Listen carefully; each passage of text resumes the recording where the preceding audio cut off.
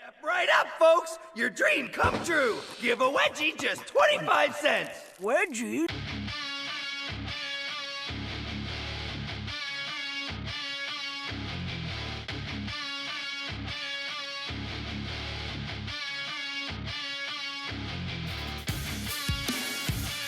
The Wedgie Club.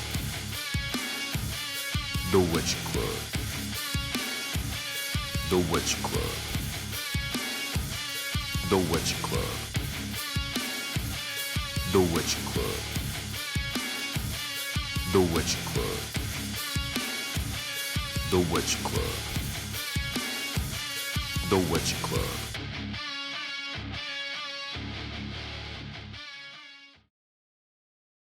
Good afternoon, community. It is your lovely host, Jack Davis, and we are back again with our recurring segment that we have done in a while known as The Locker Room. We have a lovely guest here who has been doing quite some new things in the community and is starting to bring a lot of the West Coast Wedgie community together. So could you introduce yourself to the lovely audience? Let them know who you are. Hey audience, it's Roy, also known as Wedgie Faggot on multiple platforms, and the current host of The Dork over in San Francisco. It is a pleasure to have you here, Roy. Thank you so much for taking time out to do this discussion with me. Thanks for having me on this prestigious publication. Oh man, it's definitely a pleasure, especially to see the many things that you're doing over there in California. So just real quick, just so the audience can get to know you more. Where are you from? Are you originally from Cali, or how'd you get out there? Yeah, I grew up in Silicon Valley my whole life. My family has been here for many generations, which is kind of crazy to think about. And yeah, I live in San Francisco now, just getting into the kink scene and carving out a piece for myself and all of us cute little wedgie freaks. You're from Silicon Valley, so are you like one of those tech wedgie nerds? No, I had to ask. no, but I do find them and I do give them hell. As soon as I heard Silicon Valley, I said, "Oh, Apple." So you briefly kind of touched on getting more into the kinks. Was wedgies like the first thing that you found that you were into? Like, Yeah, it was always wedgies to start with. You know, everyone kind of knows their first and kind of remembers when they started getting into kink. My earliest memories were as a kid already fantasizing about like capital L Leathermen giving me wedgies. So it's just been like an innate part of me, which is really embarrassing because quite an adult when I realized that San Francisco had a really big kink scene and I've just been missing out on it. so when did you like find the community?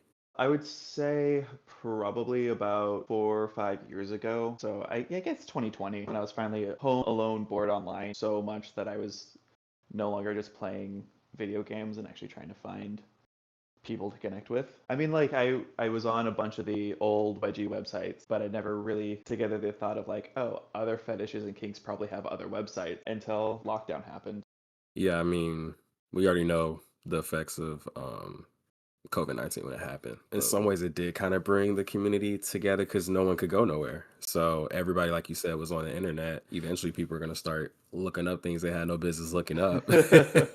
And ended up finding our weird asses. So that's what's up. I didn't start posting until 2010s. I started a little too early. I ain't gonna lie to you. Earlier than I would have preferred. Now that I'm older and I understand what it was now, I'm like, oh wow, we had no business over there. Yeah, I mean, there's definitely a few short erotic fictions floating around that I've written in the past under a different pseudonym. I'm not going to say that I claim them because I think the mystery is kind of fun sometimes. Yeah, I know what you mean. Being a little too young writing some stuff. Ooh, I'm gonna check the tone and see, is this Roy?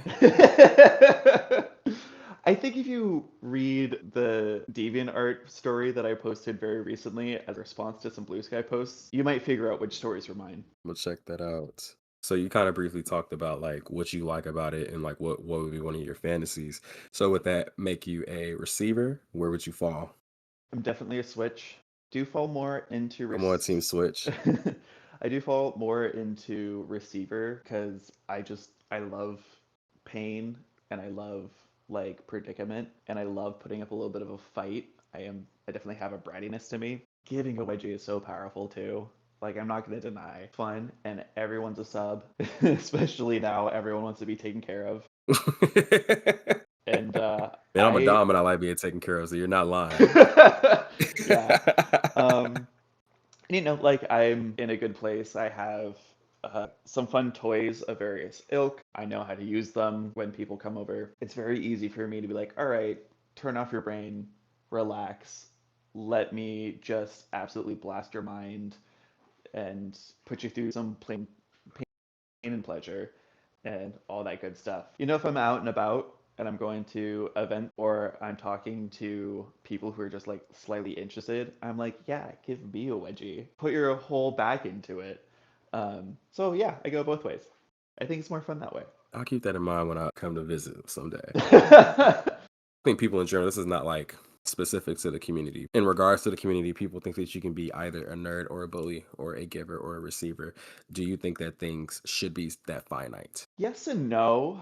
So I think having very simplistic labels are really easy to kind of cut through a lot of the negotiation. Those labels are going to help you find people quicker that you're going to match up with before you even start sitting down and going through your list of like, this is what I'm into, this is what I don't want to do, that sort of stuff. So I think those labels are great. I also think at the end of the day, if you're putting yourself out there in the community and you're posting or meeting people, having the understanding that things are a lot more expansive, there's a lot more nuance, and being able to advocate for yourself, being like, well, yeah, I'm a nerd, but I actually don't like being called a nerd. I don't like being called a sub. I prefer to have this specific persona in the scene. That's going to be a lot more interesting, a lot more fun, and kind of gives each person a new flavor and keeps things interesting. 100% keep the labels. I love using the labels, especially when I'm talking to like a seasoned kinkster of 60 years. You do bully play.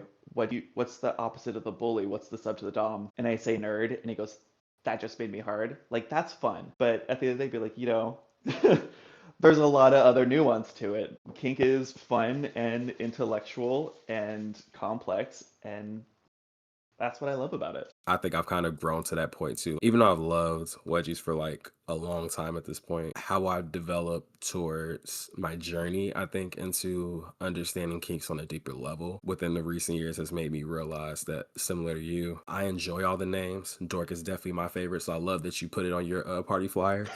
But me as a person, I don't mind the names. Granted, I mean, we all have a persona. So like I do push that persona definitely, but I don't like to hold myself to those types of labels. If I want to get stretched out today, I can go do that. If I want to go be the most dominant dom on earth, I can go do that as well. I don't think I should be so limited to what people think I should be based on how I look, what they think I can do. Because like you said, that's what brings the flavor. And there's some guys that do not want to do those types of things. They want to be on one side and one side only. And that brings a certain flavor too. So everybody should definitely keep in mind that you can be a nerd, but you're also still who you are.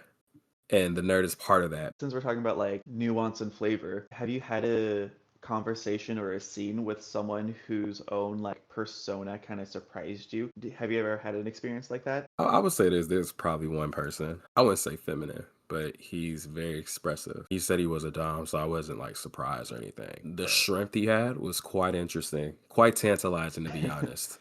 I was very shocked by how dominant a femdom can give. The reason why it was hard for me to kind of answer that question is because the way I viewed that question was, I guess, how I approach it. Because everybody thinks that when I do meetups or when I talk to people that I'm playing as jock, but I really just give you like the real me. I like to be nice. I like to be cool. I think people get too attached to their personas sometimes.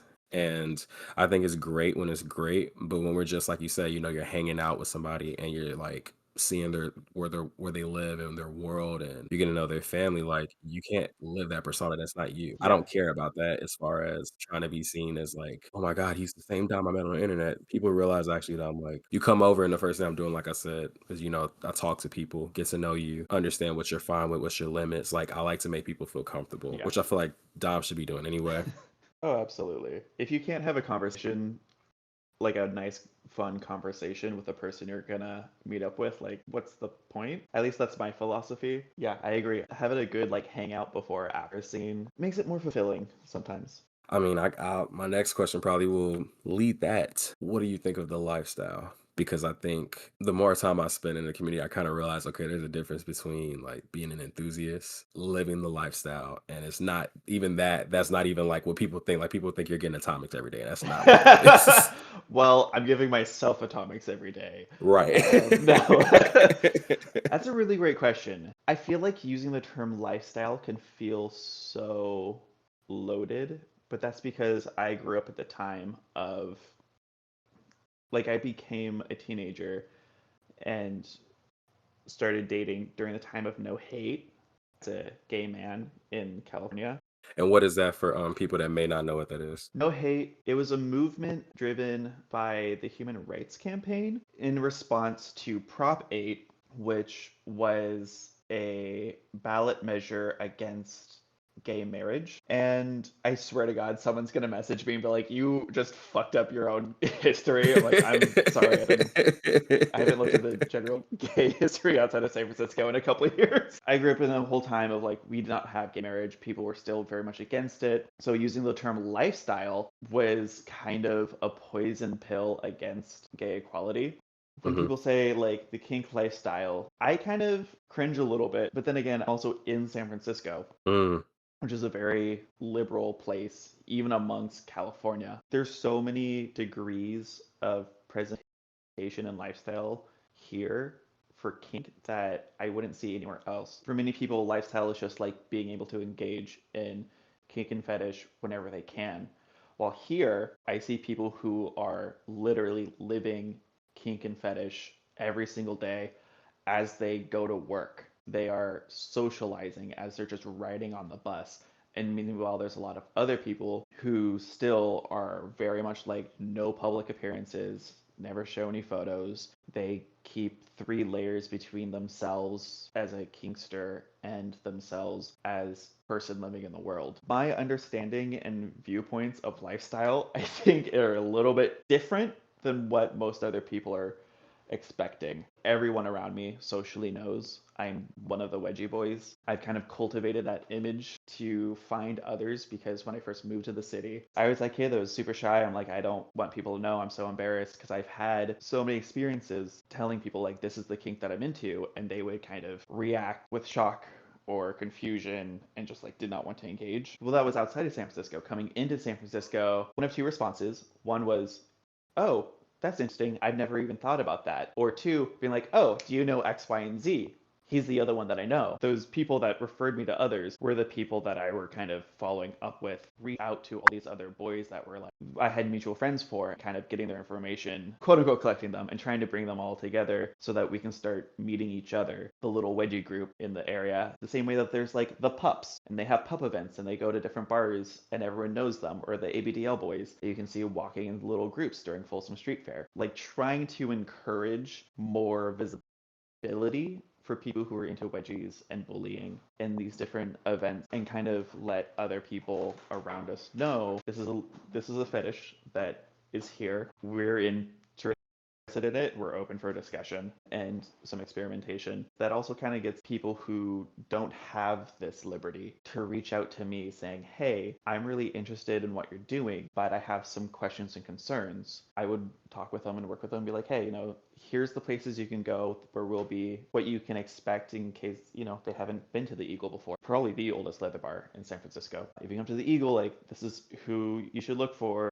help you get into it and kind of break down the barriers, get more into the lifestyle. Yeah, I feel like I just rambled on. No, you're good. You're good. I think what you're essentially saying is that you have engaged yourself into the experience of the fetish on a level that I think most people, like you said, usually don't have the opportunity to engage in, because I will say San Francisco, y'all are some freaks.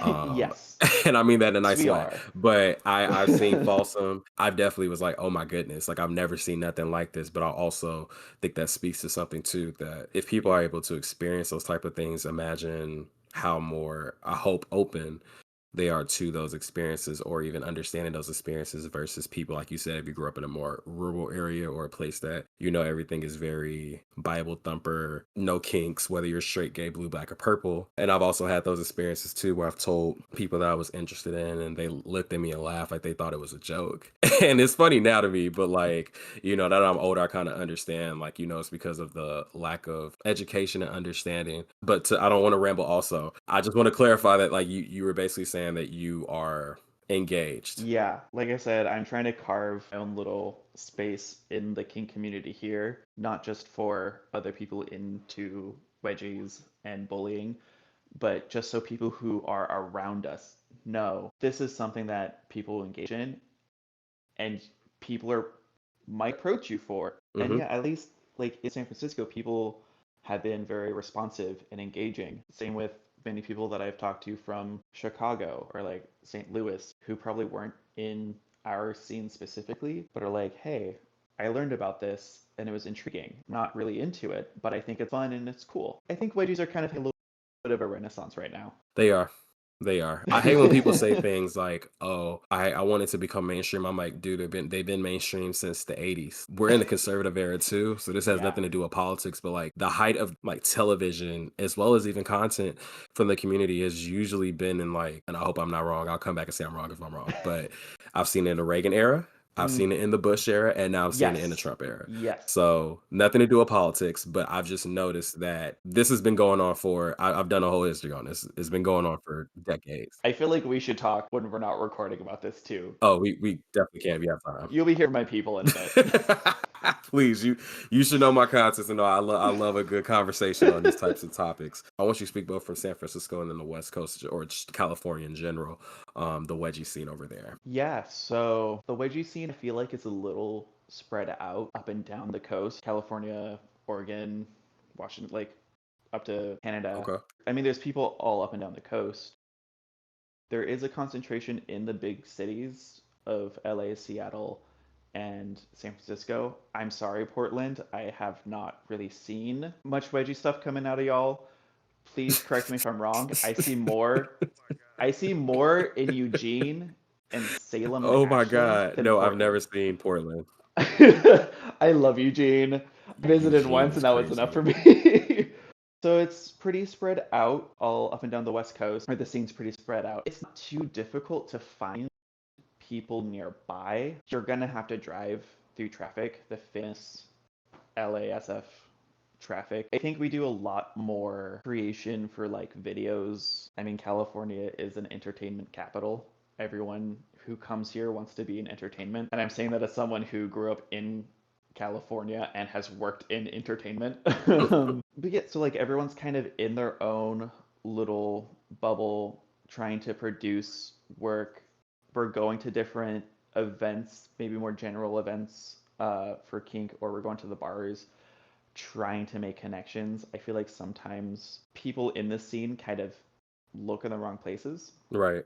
Um, Especially as I've talked to other wedgie kinksters, there seems to be a consistent idea of like, well, I didn't really know where to go, so I didn't have anything to do for a couple of years. So it has been slow growing, but I think the scene, once it kind of latched on to these larger kink events, kink organizations, I think that's where it kind of started to find its own rooting, where it was able to actually grow in a way that created more of a community. When I was meeting more people into wedgies, I started to meet them in different kink events that were in some ways not even connected to bullying in any ways. The first San Francisco Rubber Weekend, I was one of the organizers. I was a very late addition to it because I have events experience and entertainment experience. I was like, okay, I'm going to jump into this. I'm going to help y'all out. And that was a way for me to actually meet a lot of people who are also into the rubber kink and the rubber scene who would be like, hey, who are you? Oh, you're into this as well? I am too. Let's meet up and talk. Going to different events has really been helpful. The West Coast is overrun with kink events. So like we're really lucky in the fact that like we have organizations going back from like 70s who have been promoting sort of events, workshops, trainings, and we can kind of latch onto those and find our own people. But it is growing in the context of the larger community. Absolutely. I fully agree with that. I think even just in the world, social media, technology in general, the more people are able to find each other. I think we've always been around. We just couldn't find each other. Once we did, start to see all these lovely accounts, Asia, South America, Europe. None of us speak the same language, but we're all connected to the same kinks. So it's honestly beautiful, and I love that you're doing that, especially for the area, because I think that's really what we need. The people are already here. And I think we're continuing to grow. So both things are happening. But what I think needs to happen is definitely more events. And I think more kink liaisons. I think we do need to start spending more time with other people that are into spanking, that are pups. Because even people in my fraternity will tell you a lot of them aren't just into wedgies, they have a lot of other kinks. And those can be our gateways to meeting with more other kinks. And you realize, like, for one, some of them are like straight up sister kinks, like they go hand in hand. Others, you just be surprised, like you said, ABDL. You have to start doing more just engagement in general outside of the internet. So, talking about sister kinks, when I first started creating Dork, the event that I run, I didn't want it to just be a wedgie event.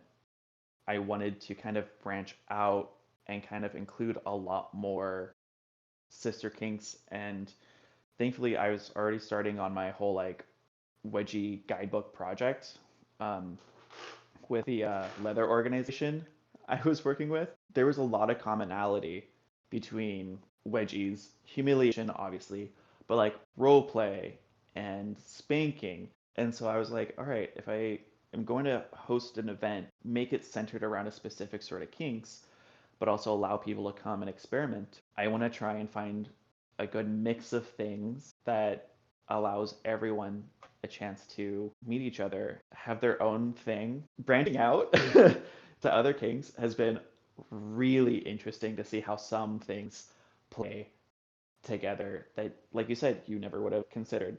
I love that, especially when I made YNK. The purpose was to bring the community together as individuals because I know that everybody's on the internet for different reasons. So I wanted to bring people together that, wanted to bring some more foundation to the community in some ways, like education, contributing to making more events. And part of that, I hope, through the process for the people who could care less about trying to do a fraternity or even go to an event, but they want to learn more about fetish or they want to stay involved with like who are the hottest creators. Luckily, I found my niche in, but what you spoke on in regards to the external process of trying to just engage the fetish with other people. I just love that because those are things that like I've over time started to think about like we probably should start doing as well. With that being said, I've also wanted to learn more about the very event that you started. So is it called K and K or is it called Dork? Because I promise you I was trying to like name it correctly. I was like, I want to know the right name of the party. So how did it get started? Tell them about it. People got to know. Yeah, so it's called Dork. When I first came to San Francisco, there was like nothing official about wedgies or bullying. And so I was like, okay, I'm gonna go to Dory Alley, the gay fetish festival in July, and I'm going to Folsom Street Fair, and I'm going to walk around in my Wedgie Me shirt. I'm gonna have extra pairs of underwear, and I'm just gonna let anyone who wants to have a sample to give me wedgies on the street in front of people. Not a sample. And I was just thinking, like, people are just going to come up and do it because I have a sign on my back that says it. So many people were like, does it say wedgie me? Do you want a wedgie? Can I do that? I've never done it before. I'm like, yeah, absolutely. Um, and I could see in their eyes that they unlocked something new. I will have to say, my biggest surprise, the largest group of people who were really interested and unlocked something in them were all femme presenting subs who typically were like on a leash to a dom. They were the ones that were like, that asked me if they could do it. They lit up afterwards. So that's when I knew this was a kink that a lot more people just haven't engaged with. And I wanted to collect more of that. I wanted to encourage that more. So I started doing that at the street fairs. And then I was going to different events in San Francisco in the leather district and kind of encouraging that as well. Thankfully, I have a couple of really evil friends who'd be like, hey, this is Roy. You should give him a really painful wedgie. That is evil. I need to call the cops. So they would like kind of encourage me to put my best foot forward and encourage other people to be like, this is what he's into. go ahead and do it. Safe space, learn something new about yourself. Kind of generating interest already just in the community. My birthday was coming up and I was like, I want to have a birthday party. And of course, the one thing I want to do is I want to invite a bunch of my friends and acquaintances to my apartment, and I want them to just be your stereotypical frat boys, hazing each other, paddling, and giving each other wedgies. That was kind of the start of Dork. It was just a private party me and my roommate hosted. We called it frat night. People were coming, sagging gym shorts, tank tops, playing beer pong. It was definitely one of those parties, because when you have a private party, cultivate this lovely dynamic. This is an apartment that already hosts parties anyways. We usually have a Dory party, a Folsom party, New Year's Eve party. People kind of knew, okay, I'm going to go. There's a theme to it. There's a focus on specific kinks. Doing those sorts of parties for a while was super fun, but I was getting way more people interested. I don't really know you. I don't want to invite you to my house, but I would love to have an event where you could still come anyways. So I reached out to a bar, came back this year after finally finding a location and getting enough money to come back, reached out to them, just sent an email saying like, hey, this is a party that I want to do. I've done it at my house before. I've done these sorts of events professionally before. It's very similar to this other event in case you're more interested. And of course, I told them about our Trailblazer Bullies versus Nerds in Chicago. I was just like, I want to do this in August. Got a response a few days later being like, we would absolutely love this party. Let's have a phone call to discuss details. Went through all the details, learned all of the things the bar expects me to do, all the things that I have to do for the party. And I just messaged like all of my close friends saying like, this is the thing that I'm doing right now. We have 1 week.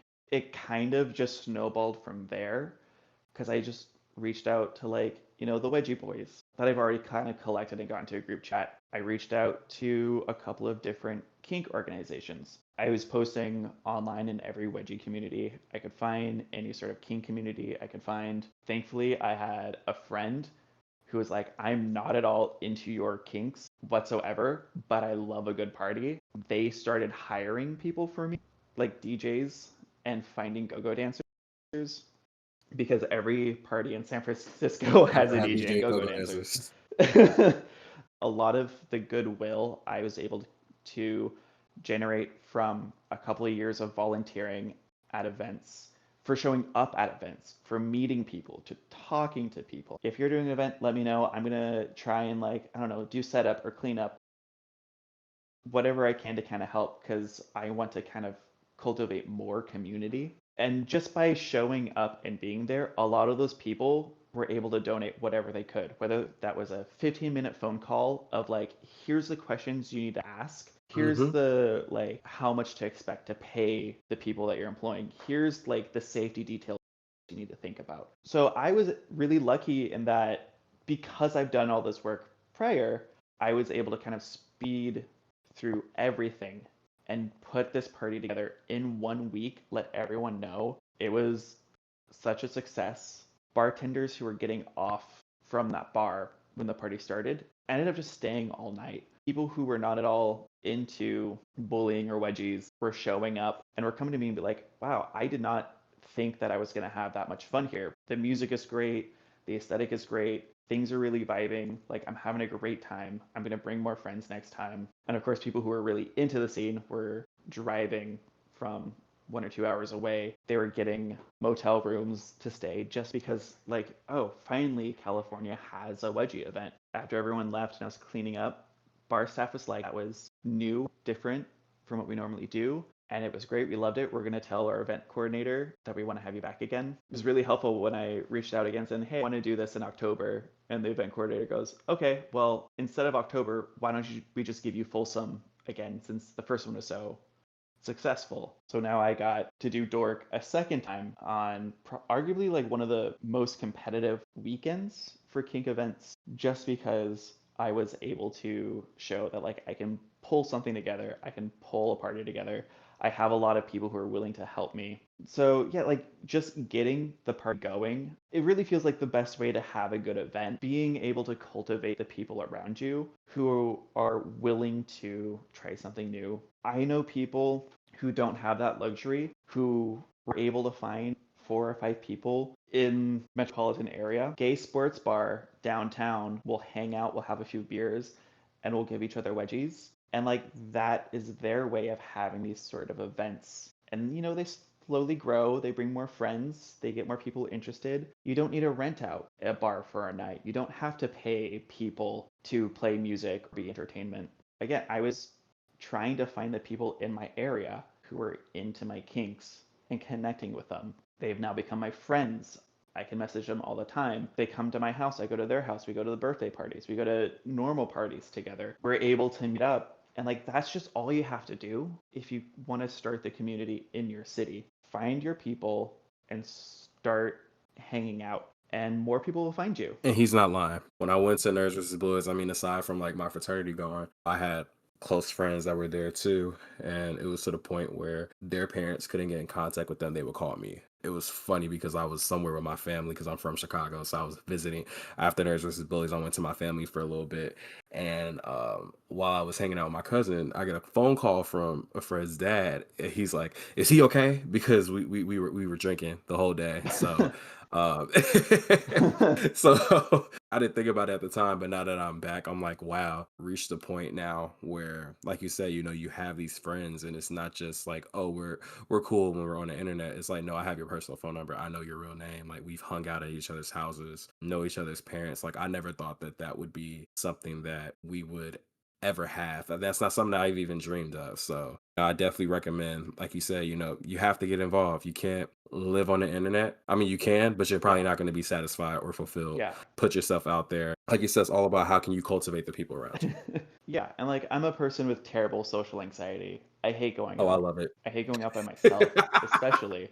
Like there's no excuse. Even if you're by a big city, there's probably like a rope bondage class that's being held for free by someone that you can go to alone. You'll meet people who are in the community. You'll learn a new skill that you can incorporate. You start to find these connections, find more events, and you'll be able to find more people to have Wedgie hangouts Y'all with. have to use Google. But he's trying to say it nicely. Y'all need to start using Google because people be. Sometimes I get the vibe, and this is like no disrespect to anybody, but I get the vibe sometimes that some people want to be force fed. Somebody should magically fall out the sky and tell you what events is happening in the area. If you want something, you need to go look for it. It's not just gonna fall into your lap. The reason I found the community is because I've looked for it. I searched for it on Google. I searched for it on social media. Like you said, especially if you're in a big city or near big cities, there's definitely things that are happening in your area. And if not, then probably the next town over or the next state over. I mean, but you have to look for it. It's not just gonna fall down out the sky. I say that for myself too. Like, get out You there. got to learn. Be your community organizer. Yeah, you gotta put yourself out there. No, seriously, because we need more. Like, it can't just be me, you, Gil, and anybody else who's organizing their areas. Everybody has to like do something if we truly want to see like the community that we always scream and holler about on the internet. We don't have a community. Well, you're not doing anything to bring it. Yeah. But I digress. How do you juggle? How do you juggle those worlds? I don't really have to. I mean, earlier I talked about like there's people in San Francisco who can just wear their kink to work. Which is unheard of. That's I've me. never heard of that, but I love it. Oh my God. Visit the Castro on a Tuesday afternoon and go into some of those stores, some of the local stores. You go into a hair salon and there's a person wearing a shirt of beloved cartoon characters fingering a clone of themselves. Like, San Francisco is a very unique place. It has been like this for decades. I'm lucky in that sort of way, but I also believe that people can kind of cultivate this sort of uniqueness if, again, they just kind of show up.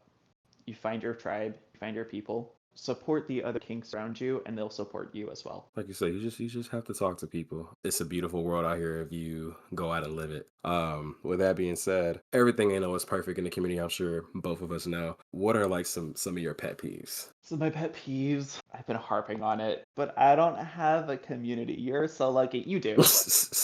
But we've hit that nail so many times. Pet peeve of mine that I actually get a lot, like trying to work out with meetups and negotiating scenes, is a prospective partner holding too hard onto a specific idea or fantasy. I'm trying to explain to them, I know what you want, I know what you're looking for. I don't know if I can provide it to you exactly the way you're fantasizing because you're you and I'm me. I Yep. have my own set of skills, kinks, and interests, as you do.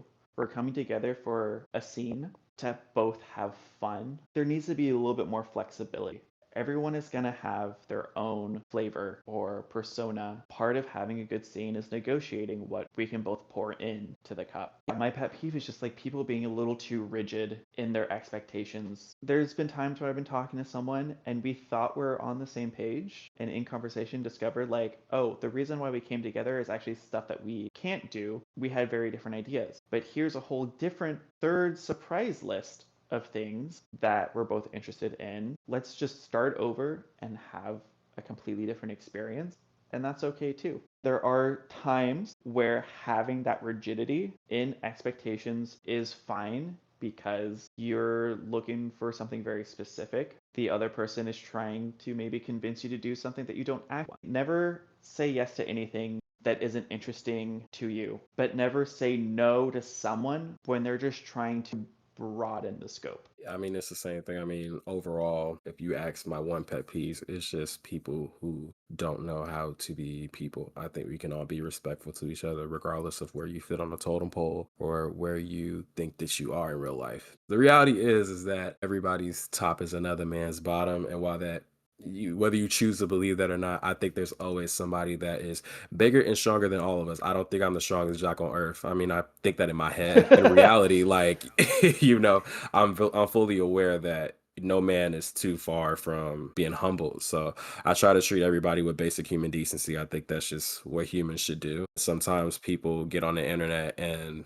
don't know how to just give people simple respect and time and patience, because I'm sure it's similar to you. I'm not sitting on my social media all day. Like, I post, but that's because I have those things time, because I know I'm a creator, so I have to provide certain posts. But I'm not on there, just I'm not at that point no more in the community where I'm like just interacting with everybody that talks to me. I handle what needs to be handled, and if I have some time, maybe I'll do things here and there. But people have to be understanding that humans are humans, and we're all not going to be perfect, and we're all going to make mistakes. It's how you treat the person that ultimately matters. While I want all of my community to have nice things, some of them don't deserve it because you're not good people. Yeah. And I'm just gonna call it what it is. Yeah. Like, I think no man is far from changing. No man, woman, they, them is far from changing. I want everybody to have what they desire, but they also have to know too that you get farther in life when you're liked than somebody who may have the skills and the techniques, but nobody likes you. This is a conversation I had recently with one of my favorite authors who stopped posting like completely a few years ago. When we were talking about like why they stopped writing and kind of why I only posted a few stories and then stopped, was because people were kind of treating us as generation mills. They were just constantly asking for more, for more, and more. And it's like, well, I just put something out there that I put a lot of effort in, and you're not even taking the time to be like, this is great, I love it. You're not sitting with it. You're not telling me what you like about it. There's just a constant demand to perform the next thing. Like, that's exhausting. Do you think that's a part of the era? Because I've noticed that, like, back in the day in the 2000s and like parts of the 2010s, when you got the content that we were receiving, whether you knew who the person that came from or how even great the content was, because it wasn't that much out there, you appreciated it. You would look at that multiple times throughout the week. That's why we have some of our most favorite content, from certain eras. But in today, you might have somebody that might do the best video you'll ever see since sliced bread. By next week, no one's going to remember it because everybody feels like that they need to be posting every day, talking every day. You have to keep the iron hot, and it's not allowing people to be able to digest certain content that needs to be digested. So do you think that's a part of like just the times in today and people's just short attention spans? A bit. I do know I was on the online Wedgie community in the aughts and the teens, and I've seen some truly horrendous behavior that makes today look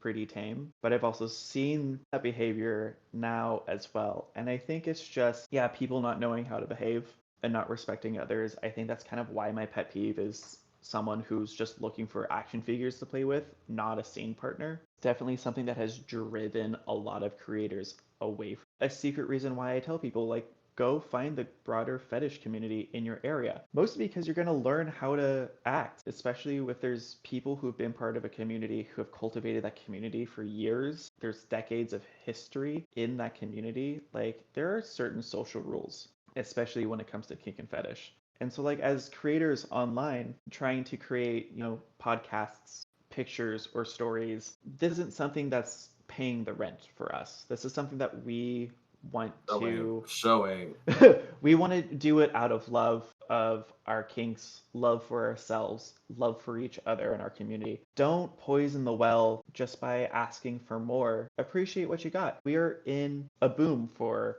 wedgie stuff right now. Like, it's not just people specifically in the wedgie community. There are people, big names in big industries, who are producing wedgie content and showing us to the larger community, saying, hey, here's something that's really fun and exciting. There are people who are into it. The only reason people aren't going to come to our community is people are acting like fools. Respect your creators, respect your friends, respect the people around you. Understand how to say, hey, I see what you're doing and it's just not for me, so I'm going to go. Like, that has so much more power than being a little bit more abrasive. Is there anything else that you want the people to take away from this conversation? Yank your underwear higher and send me your photo. No, be curious, be willing to explore, be willing to put yourself out there. Other kink communities who are willing to give you some education or new skills. If you are going to create content, whether it's writing or stories or audio, it does not have to be good. It just has to exist. Once it exists, it's going to get easier and you're going to get better. People are going to find it and they're going to support you. You're going to have the fantasy that you want. Hope that you all enjoyed this conversation. I hope you learned some many different gems that he has dropped. Thank you all so much for watching this video with us. Roy, thank you also for coming to speak with me in the lovely Thank you locker for having room. me. Oh, before you go, what are you wearing? Right now? Yes. Oh my god. Forgot to ask. Jesus. I'm wearing the Aussie Bum Classic briefs in black. I will say, if you love pain, especially wedgie pain, as much as me, and you want some underwear that is going to last all day with very little stretching, get the Aussie Bum Classic briefs with the ridged fabric. Those fucking wedgies are gnarly, and if you have a sadistic bully, they're gonna have a I lot did of not fun. know that. I'm not a pain person, but I might have to see this. I'm gonna give me a pair. Oh, if you're into less pain and more I'm the sensuality, pleasure. again, we should meet up, because that's why most of the boys come to me. They're afraid of the pain and they want me to show them how Afraid of the wedgies can pain just be is. erotic. Yeah. Listen, I might have to get you back again over here because we need to have another conversation about that because that's even a conversation of Absolutely. itself. Anytime, my man. Think we have a video. Woo! Thank you for watching this video with us. Follow us on any social platform at the Wedgie Club for more content. Stay wedgie, community.